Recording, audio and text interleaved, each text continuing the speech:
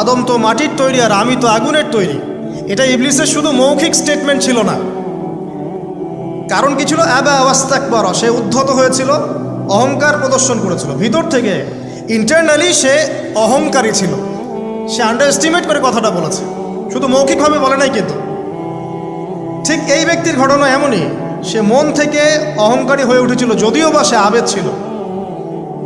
এখানে আমরা যারা প্র্যাকটিসিং মুসলিম হওয়ার চেষ্টা করছি, আমাদের জন্য এখানে নিদর্শন আছে। অচত নামাজ পড়েই ভেবে বসবেন না যে অনেক কিছু করে ফেলছে, এক চিল্লা দিয়ে মনে করে ফেলবেন না যে দিনের জন্য অনেক কিছু করে ফেলছে।